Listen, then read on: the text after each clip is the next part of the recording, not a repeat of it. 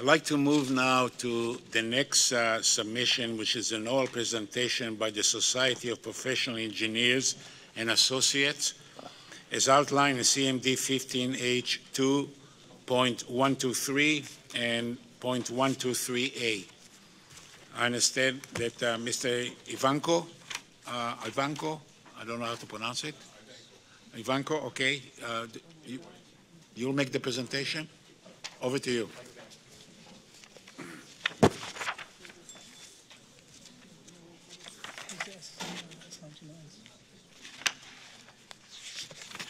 I didn't even mention KIK. I thought some of you would have taken the KIK one.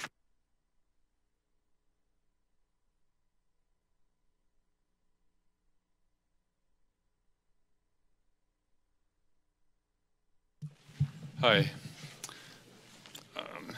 At the time this presentation was put together, I didn't know if Peter would be here or not, so I'll just introduce ourselves. So my name is Michael Ivanko. I'm president of the Society of Professional Engineers and Associates. Peter is vice president of the society. We are a trade union, but we also work in the industry. I'm a senior scientist. I work for the nuclear division of SNC-Lavalin, formerly Can-Do Energy, formerly Atomic Energy of Canada Reactor Division. Peter's a senior safety analyst as well as vice president of SPIA. We participated in this hearing through the participant funding program, and we also had delivered a number of other things. We were asked to review and comment both the Bruce submission, the CNSC submission, which we did. We made our own submission, and also we have this presentation. Oops. Yeah, that should do it. Okay. So this is who we are. We represent engineers, scientists, technicians, technologists, skilled trades. We were formerly working for AECL Reactor Division, and AECL, many people will recognize as the original equipment manufacturer for Can-Do reactors. Our members currently design reactors. We still are in that business. We provide engineering and technical support for existing reactors, including those at Bruce Power. And our comments at this hearing come from our experience, from our reading of the submissions that we have, and from our overall experience in the industry and other areas. This is not, strictly speaking, part of the licensing criteria, but we thought it was important to point out what the alternatives are if the license extension is not granted. And we want to point out that the Bruce units were built at a time when Ontario's demand for electricity was growing, and the only viable economical alternative was coal-fired generation. And in that respect, the reactors have avoided about 1.25 billion tons of CO2. To put that in perspective, that's twice Canada's annual emissions from all sources. And that's in roughly 35 years of operation. So it plays a significant role in mitigating carbon dioxide emissions in Canada. The 45 terawatt hours of carbon-free electricity provide power to roughly 4 million homes, or could in principle.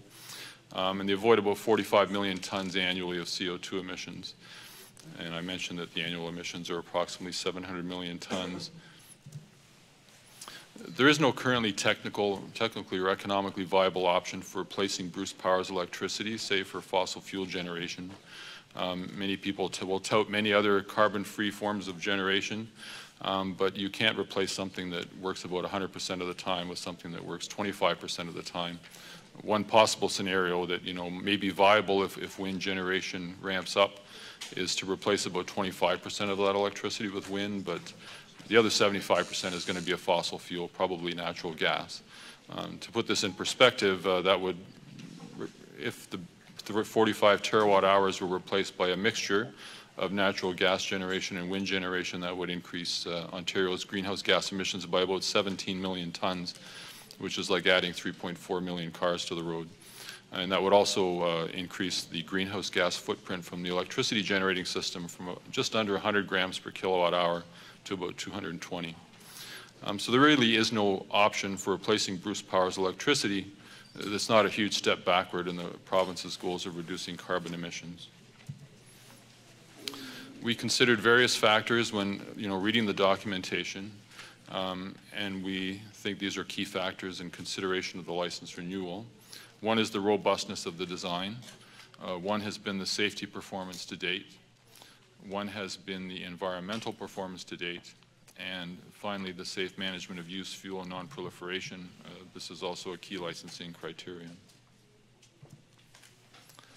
We want to point out that the reactors that we have designed and do design are unique compared to conventional pressurized light water reactors, be they the Westinghouse-based pressurized water reactors or GE types.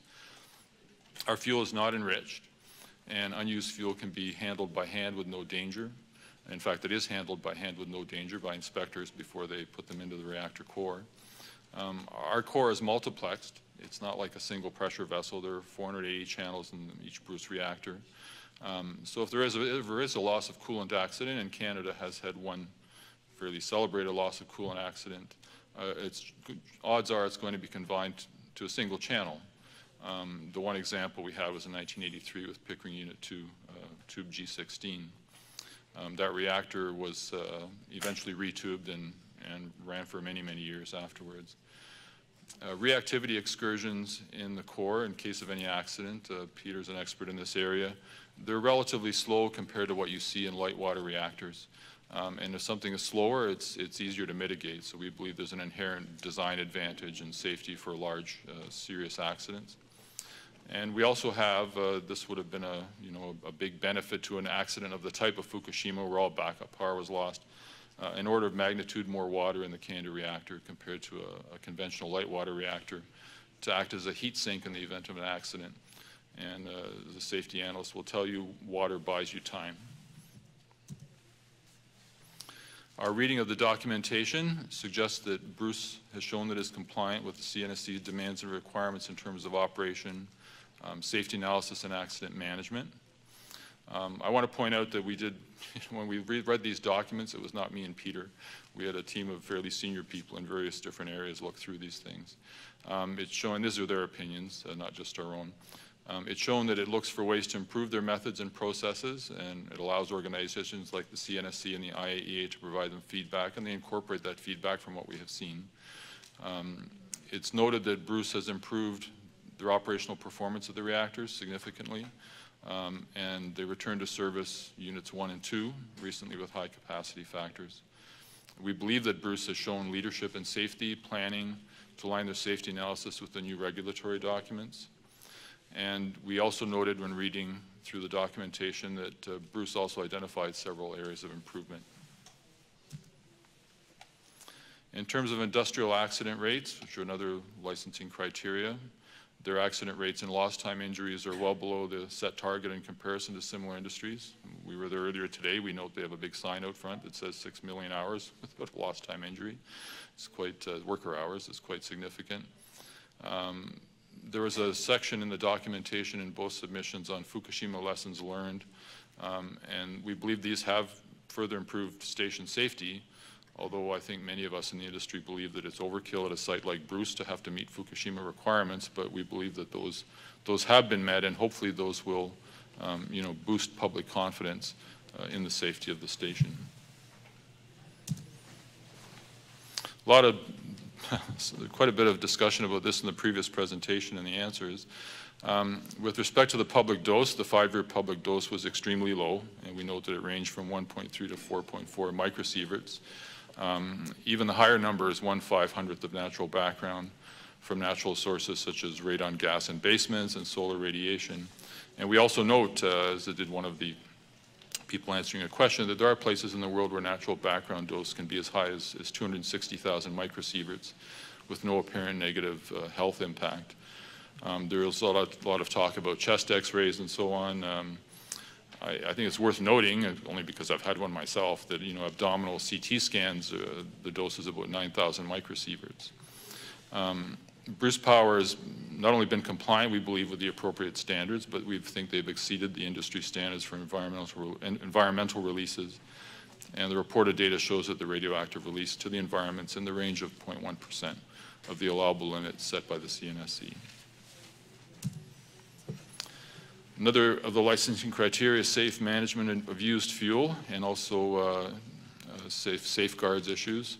We haven't seen any issues with the way that the fuel is handled in our reading of the documentation, and Bruce was found to be compliant with all national and international regulations regarding nuclear safeguards and non-proliferation. And as designers, I mean, we we feel compelled to point out that CANDU fuel, once it's used, is not a particularly big hazard in terms of proliferation. The only remaining material of any use really is a small amount of plutonium, which is about 0.3% of the remaining inventory. It would take a very, very determined organization with a multi-billion-dollar Purex processing facility to do anything with that. So in summary, we want to point out the electricity generation by the plant avoids large CO2 emissions that would otherwise have been necessary historically and necessary today. Based on measurements by Bruce and the CNSC, the release of radiation from operation of the plant appears to have been consistently low. We believe that the robust station design provides high resistance to accidental release of radiation and should help provide public confidence. It appears that Bruce has an excellent safety record based on what we have read and has documented numerous safety upgrades. And on this basis, our organization supports the renewal of the plant's operating license right on time. Thank you.